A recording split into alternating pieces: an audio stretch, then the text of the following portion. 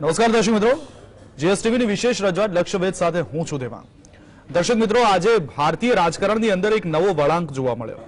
જી હા, ગઈકાલે સુરતની કોર્ટે રાહુલ ગાંધીને 2 વર્ષની સજા ફટકારી અને ગઈકાલે સજા ફટકાર્યા બાદથી જ એવો કયાસ લગાવવામાં આવી રહ્યો હતો કે કદાચ રાહુલ ગાંધીનું લોકસભાનું સભ્યપદ પણ જઈ શકે છે।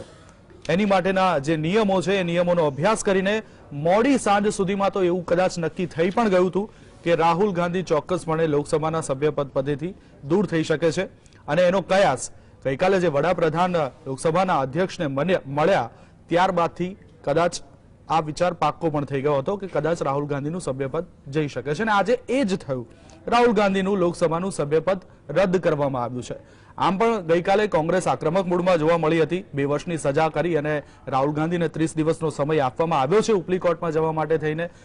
કહેવાય છે કે કોંગ્રેસ પાર્ટીમાં ઘણા બધા વકીલો રહેલા છે। 24 કલાક સુધી તેમને કશું ન કર્યું, આજે તેમનું સભ્યપદ પણ ગયું અને એને લઈને જ રાજકીય પાર્ટીઓ આજે હંગામો કર્યો। આજે કોંગ્રેસ દ્વારા તો દેશભરમાં દેખાવ કરવામાં આવ્યા જ, પરંતુ સાથે સાથે રાહુલ ગાંધીને લોકસભા સંસદમાંથી બરતરફ કરાતા કેટલીક પાર્ટીઓના નેતાઓ પણ રાહુલ ગાંધીની તરફે બોલતા જોવા મળ્યા છે। તો એક તરફ વિચાર એ આવે છે કે વિપક્ષો એક બાજુ એકજૂથ થઈને બીજેપી સામેના લડતના મંડાણ કર્યા છે, બીજી તરફ એ જ વિપક્ષોએ કોંગ્રેસને દૂર રાખવાની પણ વાત કરી છે। કોંગ્રેસ સાથે મળીને બીજેપી સામે નથી લડવું, કોંગ્રેસ એની રીતના લડશે, અમારે કોંગ્રેસ નથી જોઈતી, પરંતુ આજે એ જ વિપક્ષોના કેટલાક દિગ્ગજ નેતાઓ કોંગ્રેસ તરફી પણ જોવા મળ્યા। રાહુલ ગાંધીને જે લોકસભામાંથી સભ્યપદ રદ કરવામાં આવ્યું તેને લઈને કેટલીક ટીકા ટિપ્પણીઓ પણ સામે આવી છે। પણ સવાલ એ થઈ રહ્યો છે કે રાજકીય પંડિતો પણ વિચારમાં પડી ગયા છે કે જો ખરેખર વિપક્ષ આક્ષેપ કરી રહ્યું છે કે લોકશાહી રહી નથી, ન્યાયતંત્ર પણ વેચાઈ ગયું છે, તો રાહુલ ગાંધી ઉપર આટલો મોટો પગલું શા માટે ભારતીય જનતા પાર્ટીએ લીધું? રાહુલ ગાંધીને રાતોરાત હીરો કેમ બનાવી દીધા? કારણ કે આ પગલું તો રાજકારણની દ્રષ્ટિએ જોવામાં આવે તો રાહુલ ગાંધી તો હીરો થઈ ગયા, તો આ પગલું કેમ? અને આ જ વિષય ઉપર, કારણ કે ટેકનિકલ પોઈન્ટ ઓફ વ્યૂ ઉપર તો દર્શક મિત્રો જીએસટીવી આજે દિવસભર આપને જણાવ્યું કે ટેકનિકલ પોઈન્ટ ઓફ વ્યૂ ઉપર શું થઈ શકે છે, રાહુલ ગાંધીનું સભ્યપદ ગયું, પાછું પણ કેવી રીતે આવી શકે છે, એ મુદ્દે પણ આપણે આજે ઘણા બધા રિપોર્ટ્સ જોયા છે। કારણ કે હવે રાહુલ ગાંધી ઉપલી અદાલતમાં જશે તો એમનું સભ્યપદ જે છે એ જે રદ કરવામાં આવ્યું છે એ પાછું મળી શકે છે, પરંતુ એ લોકસભાના અધ્યક્ષના હાથમાં છે। કારણ કે આપણે સૌ કોઈ જાણીએ છીએ કે જાન્યુઆરીમાં જ લક્ષદ્વીપના સાંસદ હતા મોહમ્મદ ફૈઝલ, એમને પણ જ્યારે 2 વર્ષ કરતા વધુની સજા કરવામાં આવી અને પછી એ ઉપલી કોર્ટમાં ગયા તો એમનું સભ્યપદ એમને પાછું મળવું જોઈતું હતું, પણ એ હજુ સુધી ઓમ બિરલાએ તેમને આપ્યું નથી। શું રાહુલ ગાંધીનું પણ એ જ થશે? જો કે એ ટેકનિકલ મુદ્દો છે, આજે વાત કરવી છે રાજકારણ ઉપર ને આ ચર્ચા કરવા મારી સાથે સ્ટુડિયોમાં હાજર છે જાણીતા રાજકીય વિશ્લેષક ડોક્ટર હરિભાઈ દેસાઈ અને ટેકનોલોજીના માધ્યમથી આપણી સાથે જોડાયા છે દિનેશજી વોરા। આપ બંનેનું સ્વાગત છે। શરૂઆત હરિભાઈ આપનેથી કરીશું કે જે કયાસ લગાવવામાં આવી રહ્યા છે, રાહુલ ગાંધી ઉપર આટલું મોટું સ્ટેપ ઉઠાવવામાં આવી રહ્યું છે, આને કઈ દ્રષ્ટિએ તમે જોઈ રહ્યા છો? મને લાગે છે કે ભારત જોડો પદયાત્રા જે કન્યાકુમારીથી કાશ્મીર સુધી ચાલી, લાખો લોકોનું સમર્થન એ રાહુલ ગાંધીને મળ્યું, એ બધાએ જોયું। ભલે મુખ્ય ધારાના મીડિયામાં એના વિશે જાજી ચર્ચા ન થઈ, પરંતુ સોશિયલ મીડિયામાં એની ખૂબ ચર્ચા થઈ અને રાહુલે ગજગામી રીતે આગળ વધવાનું, મુદ્દાઓ લેવાનું, સરકારની ટીકા કરવાનું અને લોકોને જગાડવાનું આ જે કામ કર્યું એનાથી મારી દ્રષ્ટિએ ભારતીય જનતા પાર્ટી ચિંતામાં હતી જ। અને એ જો ચિંતામાં ન હોય ને રાહુલ માત્ર પપ્પુ જ હતો તો છે ને એણે રાહુલ ગાંધીને એમણે સ્વામી વિવેકાનંદના દર્શન કેમ ન કર્યા, કે એમનું શર્ટ કેટલાનું છે, ટી શર્ટ કેટલાનું છે, પગરખા કેટલાના છે, આ બધા છે ને એ સોશિયલ મીડિયામાં એ જે કંઈ એમણે ટિપ્પણો કરી જે બુમરેંગ થઈ ભારતીય જનતા પાર્ટીના સોશિયલ મીડિયાની, એ ન થયું હોત। બીજું કે એક માહોલ બદલાયો અને રાહુલની છબી છે ને એ આખી બદલાઈ ગઈ। બીજું, કેમ્બ્રિજમાં જઈને લંડનમાં, પશ્ચિમ લંડનના સૌથી મોટા સભાગૃહમાં વિદેશવાસી ભારતીયોને સંબોધતા, કે પછી પાર્લામેન્ટના કોઈ ખંડની અંદર સંસદ સભ્યો અને બીજાઓને સંબોધતા રાહુલ ગાંધીએ જે પ્રભાવીપણે રજૂઆત કરી, જેને વિકૃત કરીને, કારણ કે રાહુલે લોકશાહી અમારે ત્યાં ખતમ થઈ રહી છે એ વાત કરી, પણ એ અમે જ પોતે એને છે ને એના માટે કરીશું. એને ક્યારેય એવું નથી કહ્યું, તમે જો એની સ્પીચીસ બરાબર જુઓ તો, કે અમારે છે ને યુરોપની કે અમેરિકાની જરૂર છે, કોઈ મદદની, એવું એણે ક્યારેય કહ્યું નથી. છતાં જે પ્રકારે સંસદના ગૃહો સત્તા પક્ષ તરફથી ચાલવા ન દેવાયા હોય, મિનિસ્ટરો નિવેદનો કરતા હોય કે ગૃહની કાર્યવાહી ખોરવતા હોય, રાહુલને લોકસભામાં રાઈટ ટુ રિપ્લાય ન અપાતો હોય, આવા બધા સંજોગોની અંદર મને લાગે દુનિયા આખી જોઈ રહી છે કે આપણે ત્યાં કેવી લોકશાહી છે. પણ આજે સુરતની અદાલતે જે ચુકાદો આપ્યો 2 વર્ષ માટેનો, એ તરત જ 24 કલાક પણ વીત્યા ન હોય ત્યાં તરત જ રાહુલનું સભ્યપદ લોકસભાનું એ રદ કરીને ભારતીય જનતા પાર્ટી એને પોતે છે ને પોતાને ડર લાગે છે રાહુલના નેતૃત્વનો, એ છે ને પુરવાર કર્યું છે. બિલકુલ. અને આમાં એક વાત ઉમેરી લઉં જી કે ભારતીય જનતા પાર્ટીના બેવડા ધોરણો જે છે એ ગુજરાતમાં જ નારાયણ કાછડિયા કરીને જે અમરેલીના સંસદ સભ્ય જેમણે એક દલિત ડોક્ટરને માર્યા હતા, એ મુદ્દે 3 વર્ષની સજા એમને થઈ હતી અને એમની સાથે 24 કલાકમાં એમનું સભ્યપદ રદ કરવા માટેની કોઈ કાર્યવાહી કરવામાં આવી નહોતી. બિલકુલ. એમને હાઈકોર્ટમાં જવાની છૂટ મળી, સુપ્રીમમાં જવાની છૂટ મળી, પણ રાહુલ ગાંધીને આ તાત્કાલિક રદ કરવાની વાત આવી. મને લાગે છે કે તમે જેમ પાર્શ્વભૂમિમાં શરૂઆતમાં જે કહ્યું પ્રાસ્તવિકમાં, એમ રાહુલને હીરો બનાવવાની કોશિશ અને વિપક્ષી એકતાને મજબૂત કરવાની કોશિશ भारतीय जनता पार्टी ना नेताओं ज करी रहा हो એવું लागे छे। दिनेश जी क्या कहोगे? हरि जी ने तो कहा कि ये बीजेपी की तरफ से राहुल को हीरो बनाना, या बीजेपी डर गई है राहुल जी से इसलिए ये कदम उठाया, लेकिन अगर राजकीय दृष्टिकोण से देखा जाए तो बीजेपी क्या ये भूल करेगी कि राहुल को रातों रात हीरो बना दिया, राहुल के खिलाफ इतना बड़ा स्टेप ले लिया, इससे क्या नुकसान हो सकता है? देखिए, मैंने हरि भाई की बात सुनी और मैं उनके मत का बहुत सम्मान करता हूं और उनकी बात को आगे बढ़ाता हूं, उनसे सहमत होते हुए। तो देखिए, राजनीति में 7 दिन बहुत लंबा समय होता है। कभी कभी आप किसी व्यक्ति को अपना एक राइवल मानते हैं और उसको ये सोचते हो कि कोई और राइवल ना हो जाए तो उसको प्रतिष्ठित करके उसको बड़ा बना देते हैं। लेकिन मैंने कहा ना कि राजनीति में कब कोई बौना व्यक्ति बड़ा हो जाए और आपको डाफ कर दे, पता नहीं लगता है। हमने अपने जीवन में देखा है कि 7 दिन में लोकसभा चुनाव के रिजल्ट कैसे बदलते हैं, विशेष रूप से जबकि राजीव गांधी जी की डेथ हुई थी और वहां पर आधा चुनाव संपन्न हो चुका था, आधा चुनाव बाद में होता है, और कैसे उसके बाद कांग्रेस जीत जाती है। इसलिए मैं कहता हूं कि राजनीति के अंदर प्रताड़ना, उत्पीड़न और प्रतिशोध का कोई काम नहीं है। ये लोकतंत्र है। लोकतंत्र में आपके सामने एक विरोध पक्ष है, तो आप विरोध पक्ष के साथ घृणा मत कीजिए, उसको शत्रु पक्ष में कन्वर्ट मत कीजिए। अगर आपने ये प्रथा शुरू कर दी है और नया पैराडाइम सेट कर दिया है कि आपने विरोध पक्ष को शत्रु पक्ष और फिर उसके बाद देशद्रोही पक्ष में अगर कन्वर्ट कर दिया है, तो फिर आप वही काम कर रहे हैं जो पाकिस्तान ने भारत के लिए किया था। पाकिस्तान ने आतंकवाद की खाई खोदी भारत के लिए, लेकिन गिरा कौन? वो खुद गिरता है। आज आप जो पैराडाइम सेट कर रहे हो, जो रवायतें आज सेट कर रहे हो, कल को रवायतें आपके खिलाफ जाएंगी। अभी आप विंडिक्टिव हो रहे हैं, ठीक है, यहां तो कोर्ट का मामला, चलिए मान लिए, लेकिन अभी आप विंडिक्टिव है, ईडी हो, सीबीआई हो, आईटी हो, लेकिन कल को जब दूसरी सरकार आएगी, क्योंकि परमानेंट तो आप भी नहीं हो, कभी ना कभी तो सरकार कोई ना कोई आएगी, आज नहीं तो 5 साल, 10 साल, 15 साल, तो परमानेंट तो नहीं है। तो फिर उसके बाद जब उनकी विंडिक्टिवनेस होगी, उसका मैग्नीट्यूड अलग होगा। राहुल गांधी इस प्रकरण के बाद में उनका कद तो बढ़ेगा, इसमें तो कोई शक वाली बात नहीं है। हां, भारतीय जनता पार्टी को यह लगता है कि शायद उनके हर कदम जो सही उतर रहे हैं, इनको हो सकता है कि अभी एक क्रिमिनल ऑफेंस तो था नहीं, देखा जाए तो एक सिविल ऑफेंस था, उसके ऊपर डिफेमेशन सूट था, वो हो गया, तो उन्होंने कोई ऐसा अपराध नहीं किया, कोई भ्रष्टाचार नहीं किया, उनके ऊपर कोई ऐसा आपराधिक मुकदमा नहीं है जिसको आप कह सकते हो, ये हो गया, इसको अपील किया जा सकता है। लेकिन जिस तेज गति से आने के बाद कल बड़े नेताओं की बीजेपी की बैठक होती है खास तौर से स्पीकर साहब से, जिसमें प्रधानमंत्री भी शामिल है, वो इस बात को दर्शाता है कि वो 1 मिनट का समय भी नहीं गंवाना चाहते हैं और जैसे ही जजमेंट आता है उसके बेस पे कार्रवाई करके उनको बाहर निकाल दे। क्योंकि मकसद क्या था राहुल को बाहर निकालना, लेकिन कहते हैं ना कि जो घायल शेर होता है ना वो ज्यादा खतरनाक हो जाता है।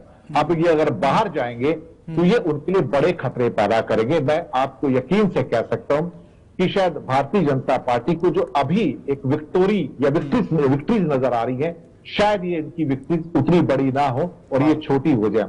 दूसरी बात, जिस किस्म की बातें निकल कर आ रही हैं कि राहुल गांधी के प्रति जिस घृणा से कई बड़े बड़े नेता भाजपा के बात कर रहे हैं, मुझे वो उचित नहीं लगता, क्योंकि राजनीति में शुचिता का भी बहुत बड़ा स्थान है। आप अपने संवाद को क्लीन रखिएगा, अच्छा संवाद कीजिए, संसदीय भाषा का उपयोग कीजिए, लेकिन जिस उनके अंदर एक बदले की जैसे भावना है, रोष है, आक्रोश है, भाई इतने रोष आक्रोश में राजनीति नहीं होती है। आप कुछ मिनटों में बजट पास कर देते हैं, किसी के ऊपर कोई बहस नहीं होती है।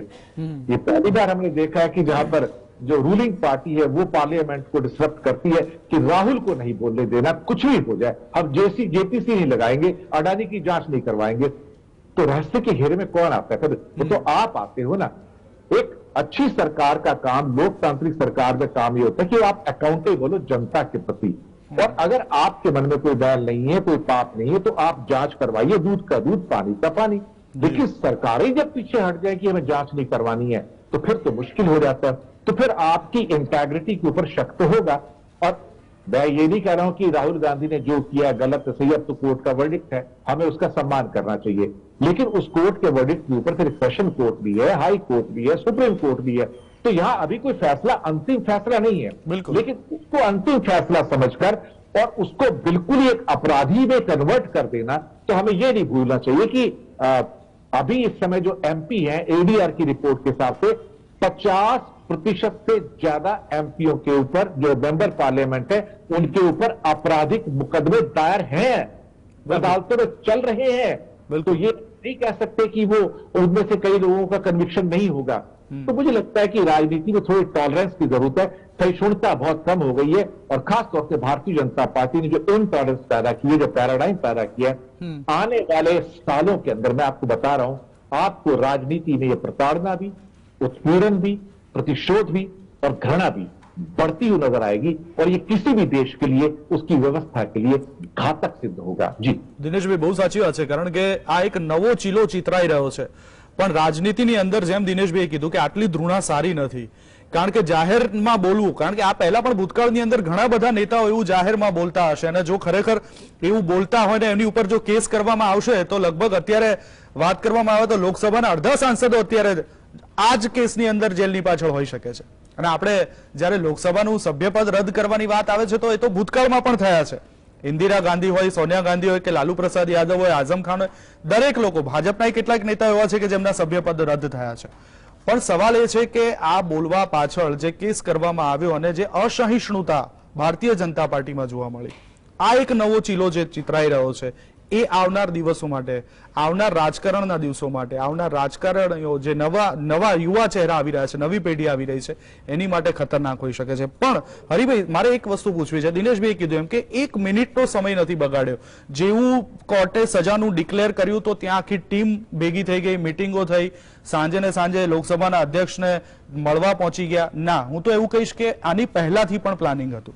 નિશિકાંત દુબે ટીમ બનાવી, નિશિકાંત દુબે પહેલા અરજી કરી હતી, એ લોકોને ગંધ આવી હતી કે કદાચ આની અંદર ચુકાદો આવી શકે છે, અને જે રીતના ચુકાદો આવ્યો, 1 મિનિટનો સમય ગુમાવ્યા વગર એ લોકોએ ગઈકાલે મળીને બેઠક કરી અને આજે સભ્યપદ રદ પણ થઈ ગયું। કદાચ એ ઉપલી કોર્ટમાં જશે તો આ સભ્યપદ પાછું એમને મળી શકે છે, આવી જોગવાઈ પણ છે, તો પછી આટલી ઉતાવળ કેમ?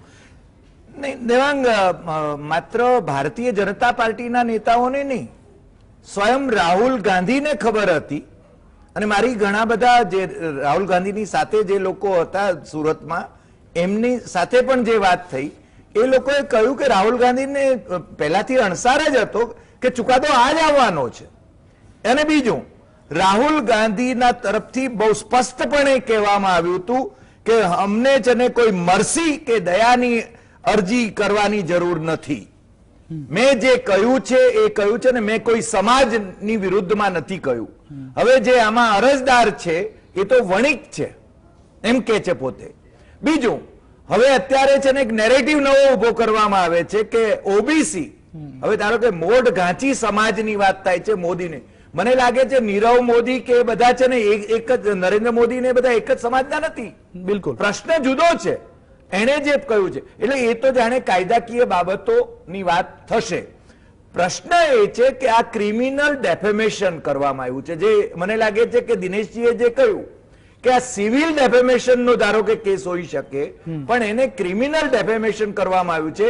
આઈપીસી ની કલમ 499 અને 500 હેઠળ 500 એની અંદર છે ને જોગવાઈ છે. હું કાયદાનો પણ વિદ્યાર્થી રહ્યો છું એટલે મને ખ્યાલ છે કે મેક્સિમમ 2 વર્ષની સજા છે. મેં કહ્યું ને કે કાછડિયાને 3 વર્ષની સજા અને એટ્રોસિટીનો કેસ હતો અને એને સુપ્રીમ કોર્ટ સુધી જવા માટેની છૂટ અપાઈ છે.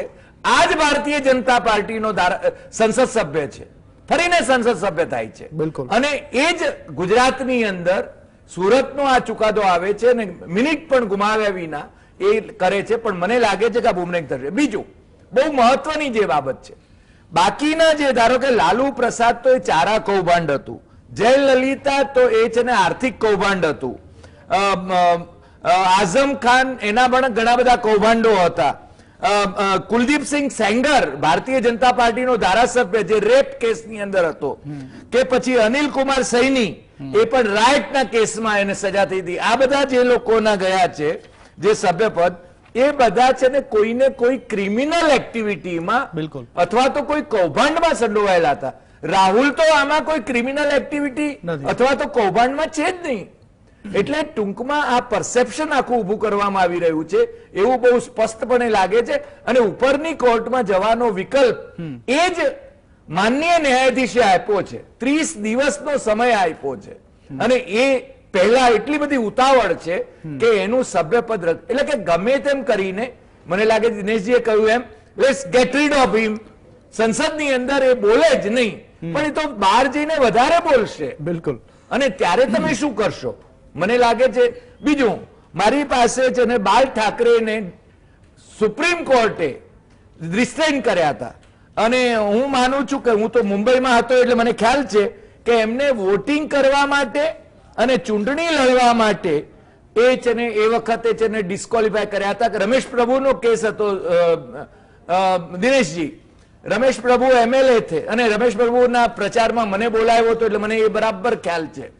હિન્દુત્વના મુદ્દે છે ને તમે વોટ માંગ્યા છે માટે છે ને એમને આ છે ને બાલ ઠાકરે જે શિવસેનાના સુપ્રીમો હતા એમને છે ને નરેન્દ્ર મોદી એમ કે છે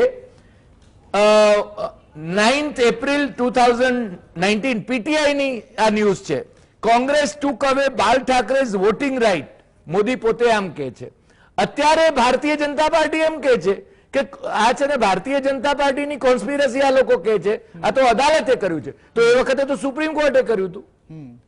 તમે છે ને you have 2 sets of majors, તમારા માટે જુદા ધોરણો, બીજાના માટે જુદા ધોરણો. મને લાગે છે આ તો યોગ્ય નથી લખાતું. પણ હરિભાઈ બીજી એક સવાલ અહીંયા એ પણ થાય છે કે જો ભારતીય જનતા પાર્ટી આટલી સ્ટ્રેટેજી સાથે આગળ વધતી હોય, 1 મિનિટનો પણ સમય ન ગુમાવતી હોય, તો બીજી તરફ કોંગ્રેસ પાર્ટીમાં પણ કહી શકાય એવા ડિગ્રી ધરાવતા વકીલો અને ખૂબ જ નિષ્ણાત વકીલો કહેવાય એવાની આખી ફોજ પડી છે. 24 કલાક સુધી તમે નિર્ણય આવે છે ને પછી કશું કરતા નથી. એટલે આ શું થઈ રહ્યું છે કોંગ્રેસની અંદર એ પણ જોવું પડે ને. નહીં, આમાં એવું છે કેટલીક આપણે છે ને ન્યાયતંત્રનો આદર કરીએ છીએ. મારે છે ને નીચલી કોર્ટો વિશે બહુ કમેન્ટ કરવી નથી કારણ કે હું ઘણું બધું જાણું છું.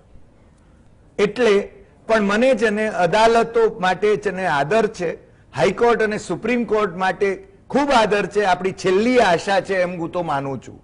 એટલે રાહુલ ગાંધીના કેસની વાત હું નથી કરતો, માનનીય મુખ્ય ન્યાયાધીશ જે દેશના છે એમણે હમણાં જ ડેમોક્રેસી જાળવી રાખવા માટે અખબારી આઝાદીની વાત કરી છે અથવા તો બીજી બાબતો કેટલાક કેસના ચુકાદાઓ આપ્યા છે જે સરકારને અનુકૂળ નથી.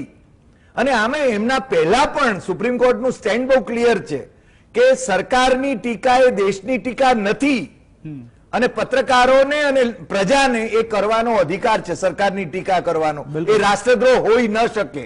આ છે ને બહુ સ્પષ્ટ વલણ સુપ્રીમ કોર્ટે લીધું છે અને મને લાગે છે દિનેશજી પણ આ સાથે સંમત થશે.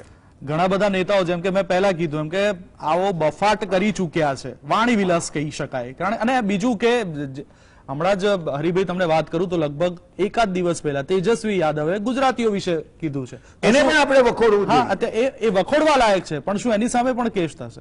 રાજકારણની અંદર નેતાઓ તો બફાટ કરતા હોય છે, પણ હરિભાઈએ કીધું કે એવો કોઈ મોટો મુદ્દો કે એવો કોઈ ક્રિમિનલ કેસ નથી છે કે ગંભીર ગુનાના અંડર આવી શકે. પણ दिनेश जी, आपको यह पूछना चाहता हूं कि एक तरफ 2024 में चुनाव आ रहा है देश के अंदर, तो एक तरफ ममता बनर्जी का खेमा, अखिलेश से अभी मुलाकात हुई, उसके बाद केसीआर से मुलाकात हो रही है, ये सब विरोध पक्ष कांग्रेस को दूर रखने की बातें कर रहे हैं. लेकिन आज जो वाकया हुआ है देश के अंदर, उसके बाद से विरोध पक्ष के अंदर क्या अब ये जो महागठबंधन है वो वापिस कांग्रेस को एक्सेप्ट करेंगे क्या? देखिए, अगर आप इमरजेंसी के दौर को याद करें तो वहां पर लेफ्ट फ्रंट और बीजेपी जो दो एक्सट्रीम थी वो भी तो एक साथ आए थे ना जनता पार्टी में. हमें एक बात को नहीं भूलना चाहिए. देखिए, ये जो वक्त है ना, वक्त बहुत कुछ करवा सकता है. हमें वक्त पे भरोसा रखना चाहिए और ये वक्त जो होता है इंसान को एक साथ मिला देता है. वो राहत इंदौरी का एक शेर है ना कि लगेगी आग तो आएंगे कई घर. नहीं, लेकिन दिनेश जी, आज जो हुआ उससे तो यही हुआ कि हाँ, हम कांग्रेस वाले हैं, हम लड़ सकते हैं मोदी जी से. जो वो लोग करना चाहते हैं कि भाई हराना है, बीजेपी को हराना है, मोदी को हराना है, सब एकजुट हो जाओ, तो ये तो राहुल गांधी ने करके दिखाया. तो क्या उनका कद बढ़ेगा अभी महागठबंधन के अंदर? देखिए, कुछ बदलाव आए हैं. केजरीवाल की भाषा में भी कल से काफी बदलाव है. आज उन्होंने जवाब दिया.